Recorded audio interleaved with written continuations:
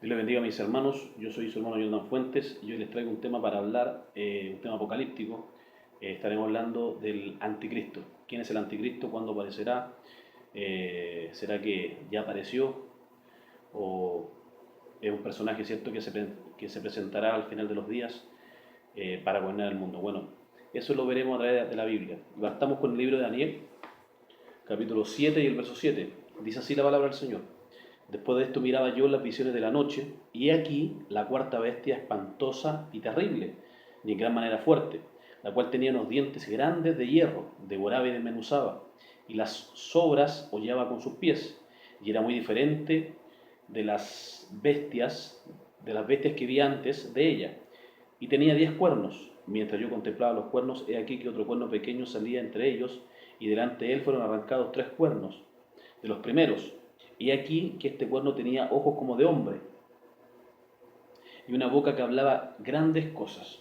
Tenemos que entender que el contexto que estamos hablando acá es de la visión que tuvo el profeta Daniel, ¿cierto? De estas 4 grandes bestias espantosas, ¿cierto? Que representan los imperios que han gobernado en la historia del mundo. Partamos primeramente con el gran imperio, ¿cierto? Que también es representado el otro sueño también que tuvo Nabucodonosor, que la interpretación se la dio Daniel, que es la estatua de oro que vio el rey Nabucodonosor. Bueno, pero la primera bestia de estas 4 bestias que ve Daniel es un león, ¿cierto? Y este león, ¿cierto? Representa a lo que es el imperio babilónico. Un león, ¿cierto?, que tenía alas. El segundo imperio que él ve, o la segunda bestia que él ve, es un oso, ¿cierto?, que despedaza todas las cosas, y ese oso representa el imperio medo-persa, que es cierto que destruyó al imperio de los babilónicos. Bueno, a la cabeza también del gran rey Ciro.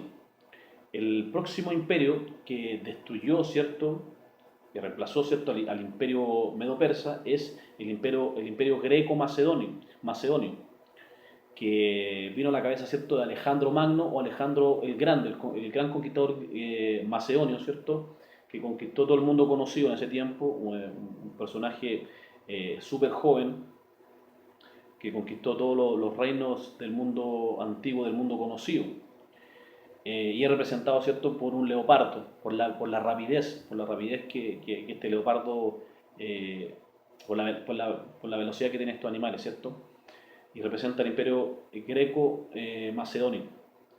Y el cuarto imperio es la bestia que nosotros acabamos de leer, y esa bestia representa al imperio romano. Y de este imperio romano se dice que tiene que levantarse, ¿cierto?, lo que este personaje, el anticristo, este personaje que gobernará en el futuro.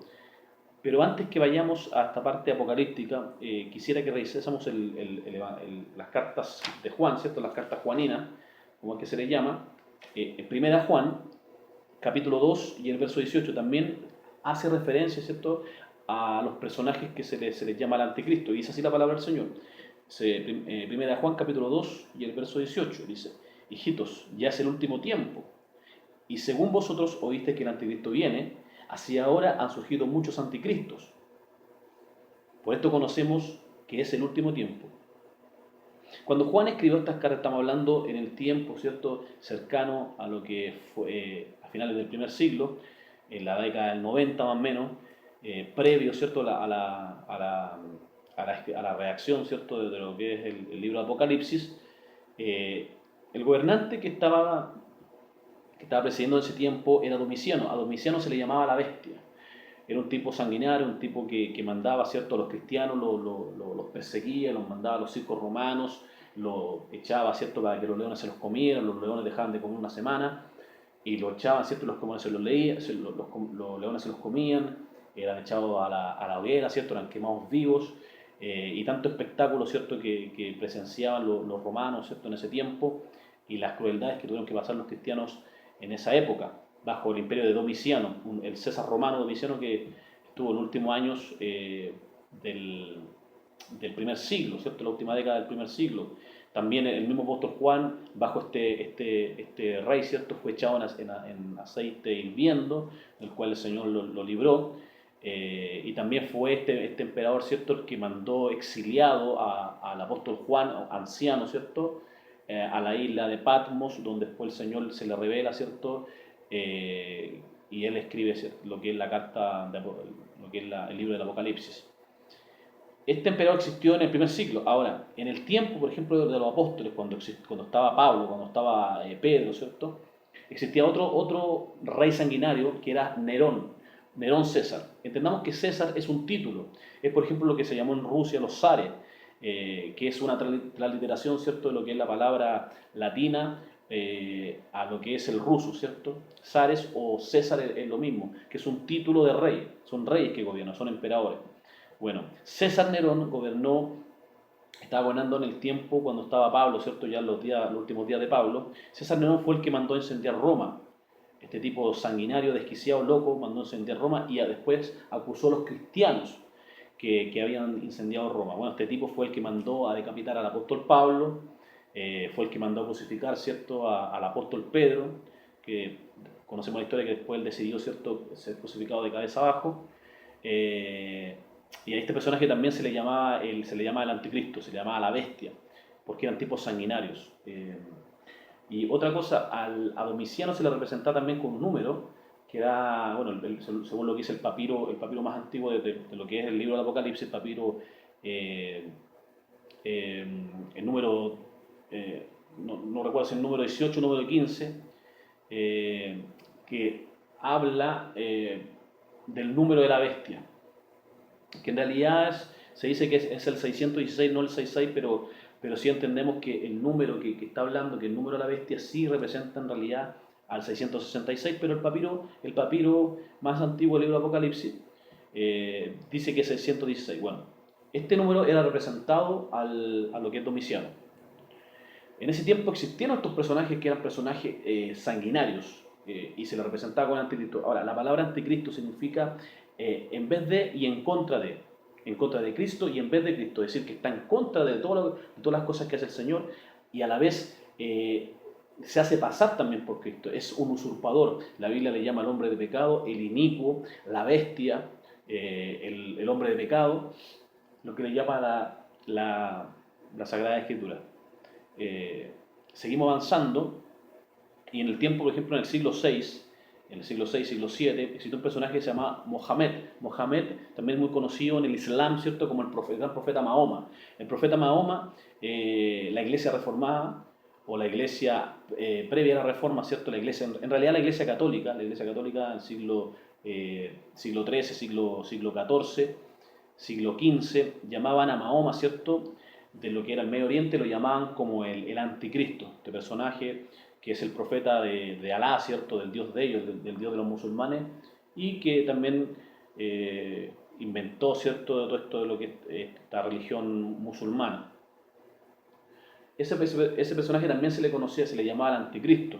Ahora, la iglesia reformada, la iglesia del siglo XVI, que vino a la cabeza de Martín Lutero, de Juan Calvino, de Ulrico Zwinglio, ellos llamaban al Papa romano, lo llamaban anticristo. ¿Por qué lo llamaban anticristo? Porque el tipo era un sanguinario. Los papas mandaban a las personas que se rebelaban contra la iglesia católica, los perseguían, ¿cierto?, los mandaban a la hoguera. Uno de esos personajes que fue previo a la reforma, ¿cierto?, fue John Hus. John Hus fue un profesor, ¿cierto?, de teología de la universidad, un checo, ¿cierto?, de lo que antiguamente Viena, lo que es la actual República Checa. Él fue previo a Martín Lutero, 100 años antes. Él también quiso hacer una reforma, pero la iglesia lo tomó, la iglesia prostituta, ¿cierto?, la iglesia católica, y lo mandó a la hoguera. Este gran hombre, ¿cierto?, John Hus, profetizó, ¿cierto?, cuando estaba muriendo, ¿cierto?, profetizó que dentro de 100 años se levantaría un cisne. Dice, hoy estás quemando un pato, porque Hus en checo significa pato, o la lengua de ellos, y profetizó, hoy estás quemando un pato, ¿cierto?, pero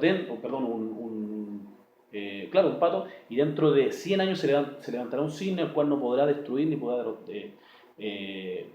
derrotar, ¿cierto? Y ese cisne, ¿cierto?, que 100 años después se levantó en Martín Lutero. Martín Lutero, cisne significa, el nombre de Martín Lutero, ¿cierto?, significa cisne en lo que es en alemán. La iglesia persiguió a este personaje, no lo pudo alcanzar y empezó lo que es la iglesia reformada. Es un poco historia, pero esta iglesia reformada donde nacieron, ¿no es cierto?, los anabaptistas, nacieron los bautistas, nacieron la iglesia anglicana, nacieron los metodistas y toda esta iglesia, los presbiterianos, esta iglesia reformada, llamaban al anticristo el Papa de Roma. Claro, porque el tipo eran tipos perseguidores, o sea, a eso me refería, que eran tipos que perseguían, estos hombres querían, ¿cierto?, traducir la Biblia al lenguaje, lenguas vernáculas, no esta lengua solamente que era la lengua madre, ¿cierto?, el latín, que era la lengua de Roma. Las lenguas, hay que entender que en ese tiempo solamente las personas, los que podían acceder a las Biblias, eran los frailes, ¿cierto?, los sacerdotes, solamente, o la gente rica solamente podía leer la Biblia, pero en latín, no se podía leer en otro idioma. Y ese es el concepto, esa es la base de la reforma, que los reformados tradujeron, ¿cierto?, la Biblia a la lengua vernácula, que fue el primero que lo hizo, fue Martín Lutero, muy conocido, pero también hubieron previos a este personaje que se podría decir Francisco Encina, Juan de Valdés, que fueron tipos previos a Martín Lutero. Entonces, este tiempo la iglesia la iglesia reformada le llamaba al anticristo al Papa. En el siglo XIX, bueno, en el siglo XVIII en realidad existió otro personaje también que se conoce como Napoleón. Napoleón también se le denominó como el anticristo. En el siglo XIX existieron otros personajes sanguinarios, por ejemplo el caso de Lenin, que fue el cabecilla, ¿cierto?, de lo que fueron las revoluciones de 1918. Las revoluciones, porque no fue solamente una revolución, sino que fueron dos, fue en marzo y octubre, a la cabeza de Vladimir Lenin, que fue el fundador, ¿cierto?, de lo que es la Unión Soviética, Unión de Repúblicas Socialistas Soviéticas. Después de él, ¿cierto?, vino Stalin, ¿cierto?, otro sanguinario que mató millones y millones y millones de personas. Y después de esto, ¿cierto?, vino el imperio, el segundo Reich, ¿cierto?, que se conoce el segundo imperio, que es el imperio de los nazis, a la cabeza de Hitler. Hitler también ese tipo se le conoció como anticristo, que mató más de 6 millones de judíos en las cámaras de gas y tantas cosas que hacían. También existen otros personajes como Gorbachev, bueno, más adelante, ¿cierto?, la década de los 90, Saddam Hussein, Osama Bin Laden y tantos personajes le han acreditado el título, ¿cierto?, de anticristo. Ahora, todos estos personajes sí fueron anticristo. No es el personaje en sí que tiene que levantarse, pero sí fueron precursores. Se le puede decir que son precursores del anticristo. Sí fueron anticristo. Entendamos el texto que dice: hijitos, ya es el último tiempo y según vosotros oísteis que el anticristo viene. Así ahora han surgido muchos anticristos. Son muchos los que se levantan. Son muchos los que están en contra de Cristo y a la vez se disfrazan, ¿cierto?, de ungido, ¿cierto?, de que es el título del Señor, el título de Cristo. Entonces, pero la Biblia nos enseña de que este personaje tiene que levantarse al final de los días. Ahora, la procedencia de este personaje, ¿cuál es? ¿De dónde será? ¿Será musulmán? ¿Será europeo? ¿Será africano? ¿Será americano? ¿Será asiático? ¿Cuál es el proceder de este personaje? Bueno, la Biblia nos enseña. Es por eso que debemos volver nuevamente al capítulo 6 de Daniel, perdón, capítulo 7, donde lo leí delante. Capítulo 7 y el verso 7 dice: después de esto miraba yo las visiones de la noche, y aquí la cuarta bestia espantosa y terrible. Este es el imperio romano, como dije anteriormente, y terrible, y en gran manera fuerte, la cual tenía unos dientes grandes de hierro, devoraba y desmenuzaba, y las sobras hollaba con sus pies, y era muy diferente de todas las otras bestias que vi antes de ella, y tenía 10 cuernos. Estos 10 cuernos son 10 reinos, ¿cierto?, que se levantarían de este imperio romano. Tenía 10 cuernos. Mientras yo contemplaba los cuernos, he aquí que otro cuerno pequeño salía entre ellos. Aquí está la clave.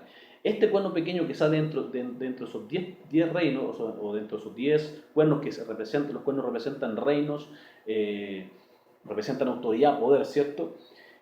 Son reyes que se levantarán en los últimos días, porque esta profecía es para los últimos días. Y este cuerno pequeño es el anticristo, que tiene que levantarse dentro de esos 10 reyes. Será otro cuerno, pero cuando dice el cuerno pequeño, quiere decir que se levantar del anonimato. Él va de a poco avanzar. No es que se levantará activo y va a gobernar el mundo, no, él de a poco empieza. Pues eso es un cuerno pequeño. Mientras yo contemplaba los cuernos, he aquí que otro cuerno pequeño salía entre ellos, y delante de él fueron arrancados 3 cuernos de los primeros. Y de esos 10 fueron arrancados 3. Y aquí, este cuerno tenía ojos como de hombre. Eso quiere decir que era un personaje. El anticristo no va a ser un movimiento político, un movimiento religioso. No, el anticristo es un personaje, es un ser humano. Por eso dice que tenía ojos como de hombre y una boca que hablaba grandes cosas. Cuando dice que hablaba grandes cosas es porque una persona que tiene el poder, ¿cierto? La autoridad para hablar, para engañar, para seducir, para persuadir a las personas. Entonces, referente al anticristo, esta es la profecía del anticristo.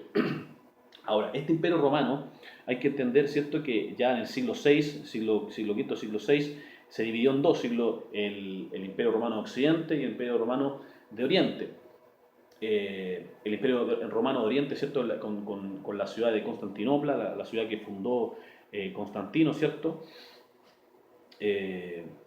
fue destruida, ¿cierto?, y continuó lo que es Occidente, y lo que después nosotros conocemos, ¿cierto?, con Roma, con la Italia y todos estos reyes católicos de la parte de Italia.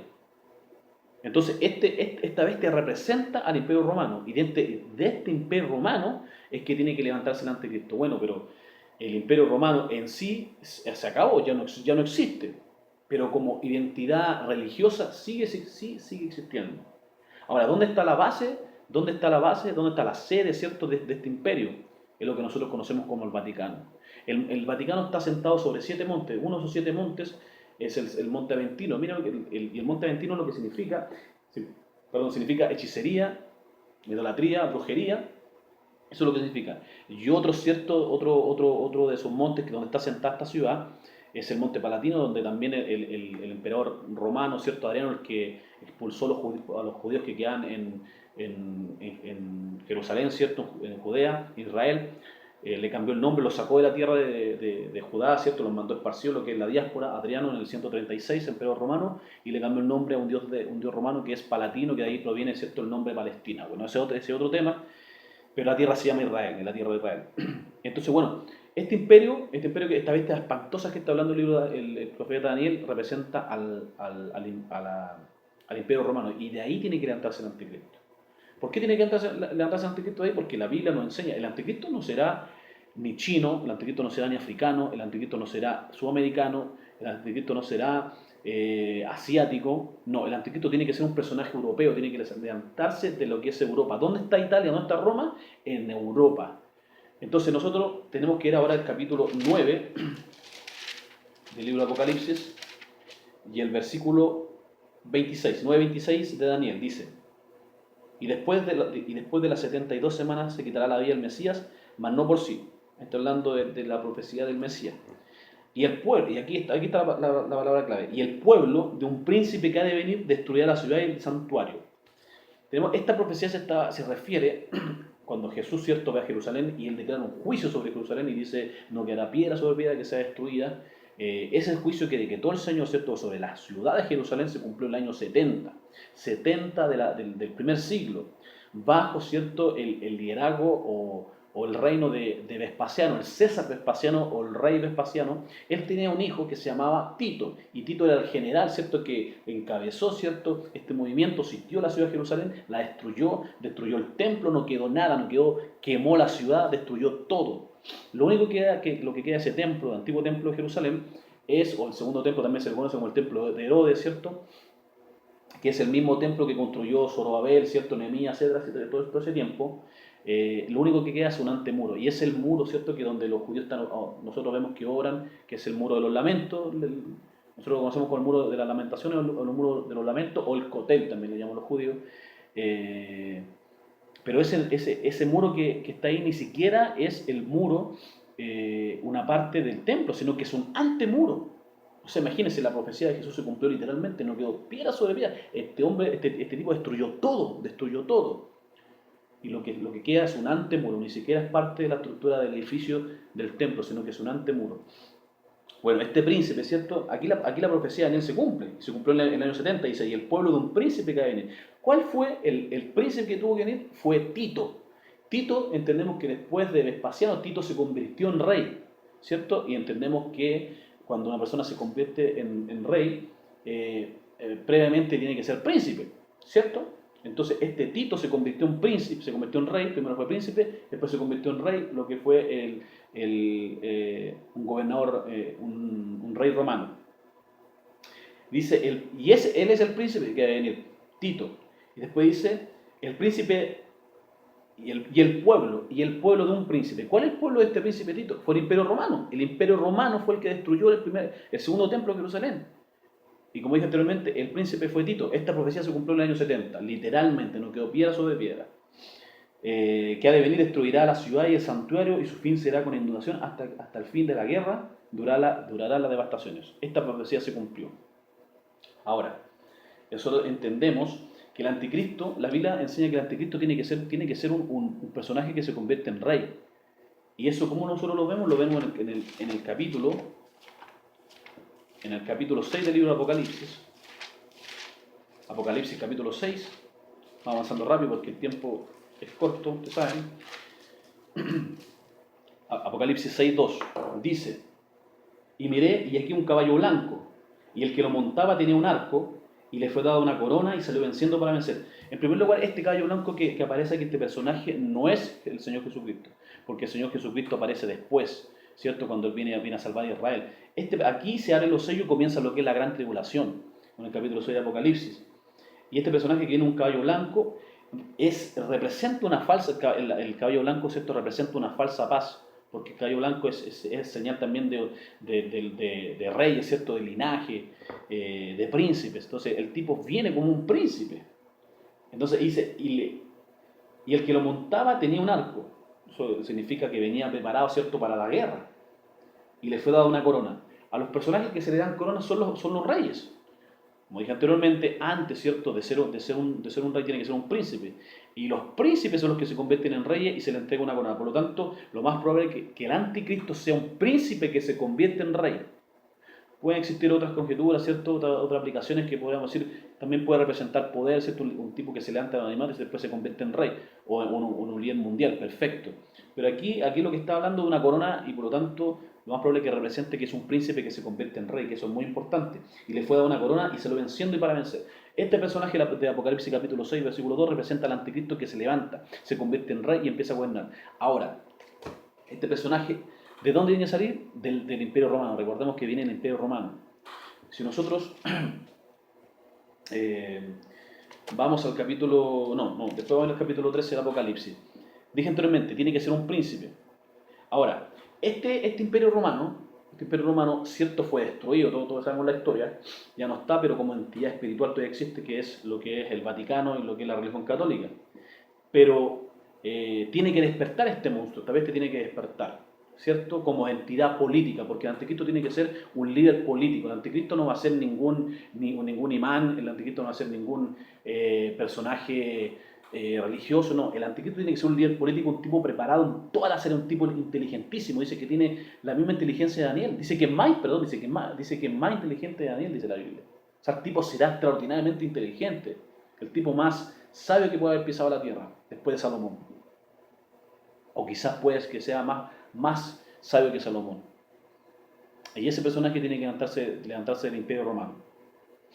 Entonces, este Imperio Romano fue destruido. Ahora, haciendo un poquito de historia, después de la Segunda Guerra Mundial, ¿cierto? Todos conocemos la historia de la Segunda Guerra Mundial. Los países europeos quedaron devastados. Después de la Segunda Guerra Mundial quedaron devastados los países. Alemania, ¿cierto? Quedó totalmente devastada. Y después, ¿cierto? Se creó lo que es la Alemania Occidental y la Alemania Oriental, que la Alemania Oriental era la Alemania soviética, ¿cierto? La Alemania comunista, y estaba la parte occidental que era Alemania. Y después conocemos como el tema del muro de Berlín o la cortina de hierro.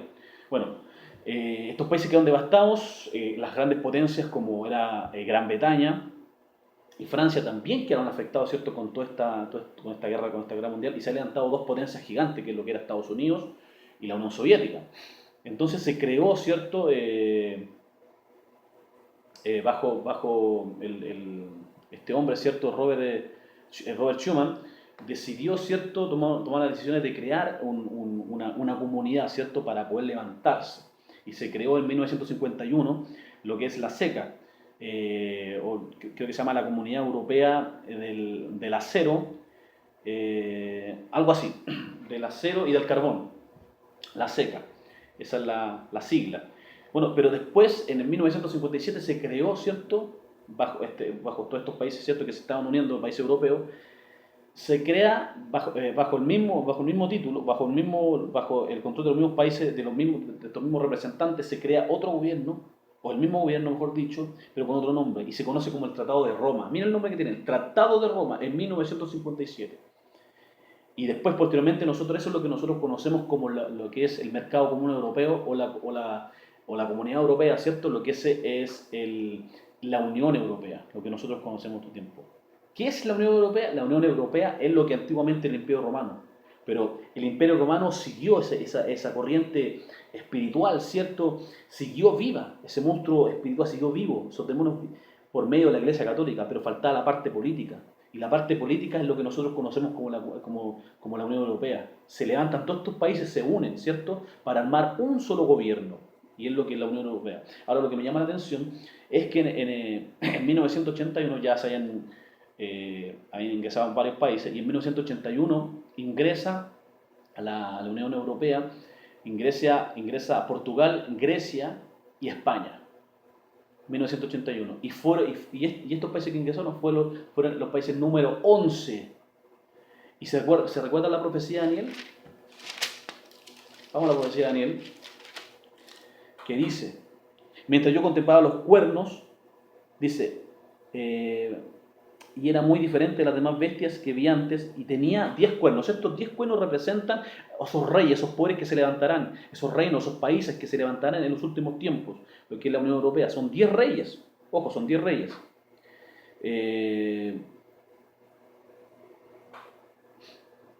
Y tenía 10 cuernos. Recordemos que cuerno significa poder, reino. Yo contemplaba los cuernos, he aquí que otro cuerno pequeño salía. Dentro de esos 10 reyes, esos 10 cuernos, se levantó un cuerno pequeño, que sería el número 11. Porque son 10, ¿cierto? Se levantó el número 11. Y este pequeño, ¿cierto? Y cuando se levantó este pequeño fueron derribados 3. Es decir, que dentro de esos 10 países, 3 tienen que ser derribados y tienen que quedar 7. Y el octavo es el anticristo. Este cuerno pequeño es el anticristo. Ahora, ¿por qué digo esto? Porque tenemos que entender que precisamente, por ejemplo, el país de España tiene muchos lazos, tiene la monarquía española, ¿cierto?, la monarquía francesa, la monarquía griega, ¿cierto?, tiene mucho parentesco. Entonces, en lo personal, yo creo que el anticristo tiene que ser un personaje europeo, y sinceramente creo que tiene que ser un personaje que se levante tal vez de España. ¿Por qué lo digo? Porque el anticristo tiene que ser un personaje que los judíos van a admirar, porque el anticristo se sentará en el templo cuando lo manda a construir, ¿cierto? Se sentará en el templo, lo que es la abominación desoladora, y gobernará el mundo. Gobernará el mundo, ¿cierto? Y se sentará y pondrá su trono, ¿cierto?, desde Jerusalén. Y los judíos lo van a reconocer como la segunda venida de Cristo. Ellos lo van a reconocer como el Mesías, y es lo que nosotros conocemos como la abominación desoladora. Entonces, ¿qué tiene que ver España con todo esto? Bueno, España tiene mucho que ver porque los reyes españoles tienen conexión sanguínea con los judíos. Hay que recordar, por ejemplo, cuando el rey de España, cuando don Juan Carlos de España, el rey de España, lo que era el rey de España, llegó, ¿cierto?, a lo que es al muro de los lamentos, ¿cierto? Los judíos decían: tenemos al rey. Que viva el rey, tenemos al rey. Y esa es la consigna que los israelitas le entregaron, ¿cierto?, al rey Saúl cuando ungieron a este personaje. Un personaje conforme al corazón de ellos, no conforme al corazón de Dios. Porque Dios después levantó un hombre conforme al corazón de él, que es el Mesías, que es David, que representa, ¿cierto?, que después nacería lo que es el Mesías. El Mesías representa a David, David representa al Mesías. Pero Saúl representa al anticristo. Ahora, esto es concerniente al anticristo, son temas profundísimos que con el tiempo que tenemos tal vez no podríamos abarcarlo, pero es muy importante. Y este tipo se levantará. ¿Se levantará de dónde? Se levantará de lo que es la Unión Europea. Será un tipo europeo, gobernará el mundo. Este personaje está a punto ya de aparecer en la palestra de estos tiempos finales. Nosotros nos encontramos en la última generación, Cristo ya viene, este personaje está a punto de levantarse. No es que nosotros nos quedemos para esperarlo, pero sí tenemos que entender las profecías y entender el tiempo que estamos viviendo. Cristo ya viene, y se levanta mucho anticristo, pero el anticristo tiene que levantarse este último tiempo, y él va a ser el que haga firmar un tratado de paz en el Medio Oriente, ¿cierto?, entre los palestinos e Israel, para que puedan construir el tercer templo. Entonces, es un tema profundísimo. Ahora, usted puede decir: no, el anticristo va a venir en esta parte, El anticristo puede ser esta persona, puede ser esta otra persona, puede ser este. Bueno, usted saque las conclusiones que quieran que es anticristo, pero lo que la Biblia enseña es que el anticristo tiene que ser un personaje europeo. Van a ser de la Unión Europea. De ahí tiene que salir. Tiene un príncipe que tiene que convertirse en rey. Y los príncipes de España tenemos que entender que tienen rasgo, tienen sangre judía. No solamente judía, sino de la tribu de Judá, descendientes del rey David. Porque los judíos no van a recibir ningún Mesías que no sea descendiente de David, de la tribu de Judá, porque de ahí viene la línea mesiánica. Algunos dicen, no, que el anticristo tiene que ser descendiente de la tribu de Dan. Eso es imposible, porque el judío jamás recibiría un Mesías que no sea descendiente de David, y David es descendiente de Isaí, e Isaí es descendiente de la tribu de Judá. Por lo tanto, el falso Mesías, el anticristo, tiene que ser descendiente de la tribu de Judá. El último capítulo que quiero ver, Apocalipsis capítulo 13. Apocalipsis capítulo 13, que es el mismo capítulo que leímos en el 7, pero aquí resumen, esta bestia es resumida, ¿cierto? Dice así, en Apocalipsis 13, dice, me paré sobre la arena del mar y vi subir del mar una bestia que tenía 7 cabezas y 10 cuernos. Está hablando nuevamente de esos reyes, ¿cierto? Y en sus cuernos 10 diademas, es decir, 10 coronas, y sobre sus cabezas un nombre blasfemo, y la bestia que vi era semejante a un leopardo, semejante al imperio de los griegos, y sus pies de oso, ¿cierto? Semejante a los reyes de Persia, y su boca como boca de león, semejante, ¿cierto?, al imperio babilónico. ¿Qué quiere decir esto? Que este rey, este personaje, el líder político que se levantará en los últimos tiempos, gobernará todo el mundo conocido, todo. Tendrá el poder de Nabucodonosor, tendrá el poder de Ciro, tendrá el poder de Alejandro Magno, tendrá el poder del imperio romano, gobernará el mundo entero, Satanás le entregará su poder, su autoridad. Tenemos que entender que aquí existe una falsa trinidad, que es el antipadre, ¿cierto?, que es Satanás, ¿cierto?, el antihijo, que es el anticristo, y el antiespíritu, ¿cierto?, que es el falso profeta. Esto es una falsa trinidad que tiene que levantarse en los últimos tiempos. Dice, y el dragón le dio su poder y su trono. ¿Quién es el dragón? El dragón es Satanás. Dice, le entregó su poder, todo el poder del diablo estará en el anticristo, y su trono y grande autoridad. Ese va a ser el personaje que gobierna el mundo. Lo gobernará. Es por eso que nosotros tenemos que escapar, tenemos que huir, porque el tiempo está cerca, Cristo ya viene, nos encontramos en la última generación. Comenzó el fin del término de la última generación. 14 de mayo de 1948 se cumplió 70 años desde que Israel volvió a su país, volvió a su tierra. 1948, 14 de mayo, se cumplieron 70 años, comenzó el inicio del término de la última generación, no de una generación, sino el término de la última generación. Y según lo que es el Salmo 90, verso 10, que una generación está compuesta de 70 a 80 años, ya se cumplieron los 70 años. Quiere decir que tal vez pueden faltar 10 años, pero el Señor puede venir mañana, puede venir hoy. Pero tenemos que entender que dentro de esos 10 años el Señor ya establece su reino milenial. Y tenemos que entender que dentro de esos 10 años también tendría que cumplirse, tiene que pasar la gran tribulación. Entonces esos 10 años le restamos, 7 años nos quedarían 3 años. ¿Será que el Señor viene en 3 años? Solamente Dios lo sabe, nadie puede poner fecha. Pero la Biblia sí nos enseña que tenemos que escudriñarla y conocer las profecías bíblicas. Es tiempo que nos levantemos y prediquemos profecía bíblica, porque el tiempo está cerca. El anticristo ya viene, y el anticristo ya viene, pero nosotros nos vamos con el Señor. Pero hay que estar preparados, hay que estar alerta, vigilantes, para que cuando suceda esto, nosotros ya estemos gozándonos con el Señor. Hay que entender una cosa, las personas que se queden en la gran tribulación, las personas que son iglesias se quedan. No existe ningún verso en la Biblia, ningún versículo que respalde que los que se quedaron como iglesia tengan una segunda oportunidad en la gran tribulación. Sino que al contrario, la Biblia enseña que Dios mismo le mandará un poder engañoso a los que se quedaron. Y a las personas del mundo, los que se nieguen, los que rehúsen a creer en Dios, Dios les mandará un poder engañoso para que crean en la mentira, a fin de que se coloquen la marca de la bestia y se pierdan para siempre. Es por eso que es tiempo de escapar. Ahora hay que escapar. El arrebatamiento está a las puertas. Viene en cualquier momento. Yo soy su hermano Jonathan Fuentes. Este ha sido el tema del anticristo. Y próximamente estaremos viniendo con otro video. Que Dios te bendiga grandemente. Shalom Alejem.